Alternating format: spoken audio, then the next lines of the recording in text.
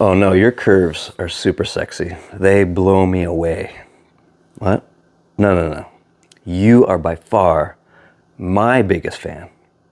And I cannot wait to spend the rest of my life with you and your sister. Oh, jeez. Guys, how long are you standing there? I told you, knock before you enter. How many times do I have to tell you that? Welcome back to the channel. Whoa, if you missed last episode, it was mind-blowing, quite literally. There's the link right there. I showed you guys how to measure CFM because I suspected my cold case fans weren't doing the job, and we proved it. So today, we are going to upgrade to SPAL 14-inch fans. If you have the cold case kit, the same one I do, hopefully the modifications aren't too severe because we haven't done it yet, but you can do the same process at home. If you're considering getting a cold case setup, I do love the radiator. I love the shroud for the fans. I just don't like the fans. So you can actually buy the shroud separately or the radiator separately and use my discount code below. You're all hooked up. So today's plan, modify the shroud to fit these guys. Girls, sorry, there is a sister. There's a twin. That's why I said that. We're going to mount those. We're going to test the CFM again under load. So they're pulling through the radiator this time. We're going to test that CFM. We're also going to do a heat cycle test. Heat up the engine. Time how long it takes for the fan to cool off the engine. Compare that time to our cold case install video where we did the same process. Yeah, it's going to be a fun one. I cannot wait because I love improving the cooling efficiency of my engine. So if you haven't done so, subscribe. Consider getting a hat if I've ever helped you in the past. But let's go ahead and yank the current shroud out that has the cold case fans on it and get to work. All right, team, this is what it looks like with the cold case fans on there. There's a gap in the middle, and this is a little bit promising. There's a little gap on each side, and as you guys know, the SPAL unit is a little bit bigger. Oh my gosh, look at how close this fits without, and I'm talking about the bolt holes. There's feet that I ordered, and I haven't put them in yet, but they're two different sizes. Those feet might actually match the existing holes. How badass would that be?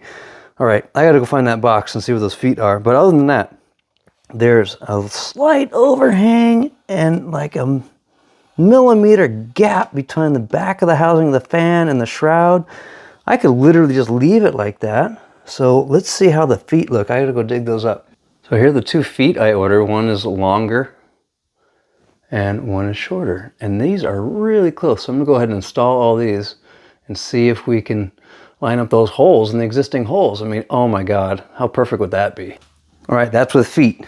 And oh my God, almost all of them are about a half hole too far. So if I can open up the hole or make it a slotted hole in the feet, then I think we're golden. I mean, holy crap. I was totally imagining like re-drilling holes and putting new thread certs in there. So I'm gonna give that a shot. I'm gonna go ahead and I'll start the process, probably put these in my drill press, see if I can easily do it that way. If not, I'll use my die grinder and open up those holes. I mean, they're plastic, shouldn't be that hard. Give it a shot. All right, got it mounted in the drill press. I think this is gonna work. I'm using a 5/16 inch bit, which is a hole bigger than that hole, but it'll give us some room to kind of move the assembly around, I think. So, God hates a coward. Here we go.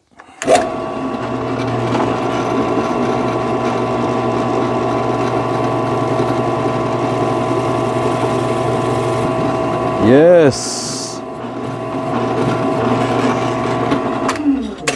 All right, let's see how it fits. Oh, hell yes. Look at that. Let's see. Oh my God, how awesome. All right, 7 more times. Okay, I got the 4 fasteners in on this fan. It fits great. And what I love about it is the edge of the shroud, you can see my finger, and the edge of the fan is like a 1/16 of an inch all the way around. So it's perfectly centered on that hole. We don't even have to modify that hole. I thought we would. So I'm gonna leave it as is.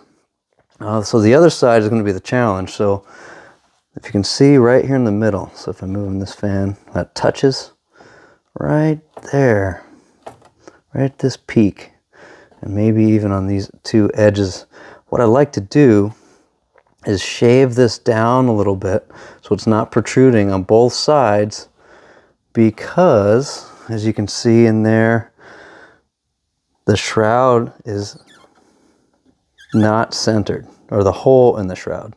So if we can get a 1/16, or maybe an 1/8 of an inch savings, we can move this whole fan over and fit perfectly in that hole. Oh, I thought this was going to be perfectly easy, but oh well, time to shave. I ground this side off with my flat disc wheel on my die grinder, and something to note is you don't want to grind past the thickness of the material, because you still want this to be level on the aluminum. But check this out. I have gained half the margin. You guys see that? So I'm going to go do the same thing on this fan, and it'll be perfect. All right, Project Siamese Twins. Oh yes. So we are in, and just to show you guys the gap here on the edge, you can barely see my finger through there.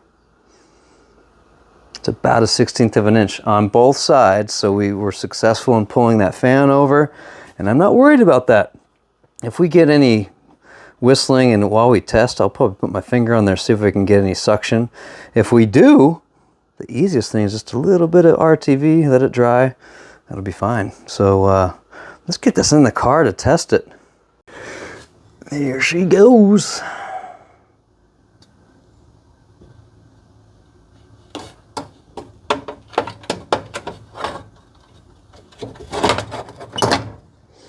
Bam! Awesome. Bolt her in, get the wire harness connected, and we can get to testing. Time to do our loaded test. So last video we determined the square footage on the fan is 941, so this detects the CFM. And so if you need to review how to do that for your own fans, go to that last video. So I'm going to go ahead and crank them up. Both are attached. Like we discussed last time, you can't just test one fan on, because it's going to suck air from the open other fan. So here we go, let's do this. Oh yeah, they sound way better. So let's go to max.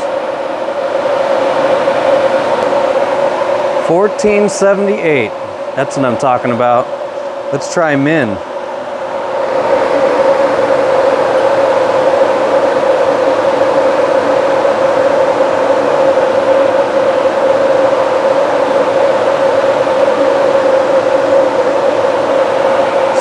$688. Obviously it goes away when I move the thing, but that's way better than the cold case, which we popped a 109 last time. Here we go, the big test. So I have the engine partially warmed up. It's like 172 on a mechanical gauge over here. And I have my FiTech unit, which will tell us when the fans turn on and when they turn off. And we're going to time how long it takes for the number 1 to go away, and that will determine how long it takes to cool off the engine. Because we did that experiment on the original cold case install, I did all the different scenarios. My Be Cool radiator with the Twin 11's, the Be Cool with the Twin 14's from cold case, and the cold case with the Twin 14 cold case fans, 113, that's the time to beat. So now we have cold case with dual 14 SPALs. So that's the test. So I'm going to get the engine warmed up. And I'll fast forward the part, but I'm gonna keep it in viewable sight so you guys know I'm not cheating. So let's do this. And we're getting close. I think the fans come on at 203, so we're gonna watch for that 0 to change to 1, and I'll hit start.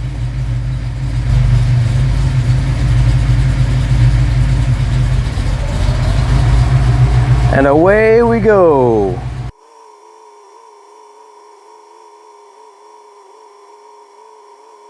I think they turn off like around 185 or something like that, so we'll see.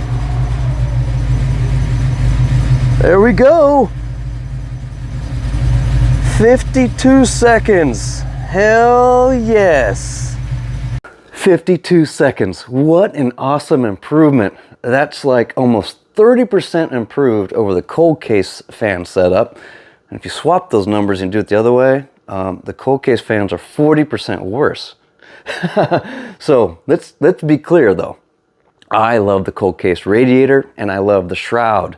So if you have the existing setup that I have, now you know how to improve it. I'll leave the SPAL part numbers below, the feet, the fans, even the anemometer, so you can do your own CFM test if you want. And but the important thing to know is if you go to cold case, use my discount code, which is FastMonty, gets you free shipping, and you might need to call them to get the shroud only part number. I'm sure they'll work it out for you. But now we know how to optimize that system. Maybe at a later date, I might take it to the next level and try brushless fans. But we'll see how this behaves. Because tomorrow, in YouTube time for you guys, it's probably 2 weeks from now. But tomorrow, I have to go to the Quarantine Cruise. Don't have to go. I want to go to the Quarantine Cruise 34. It's a toy drive. It's before Christmas. It's going to be a blast. And it's a great test of the new system because it's 200 miles round trip for me. The way home is the biggest test because I usually hit traffic at stop and go, and that's why I want this to perform optimally. Yeah, lots to go on there, so subscribe if you haven't, but for the most part, you guys know the drill. Building fast, driving faster. See ya.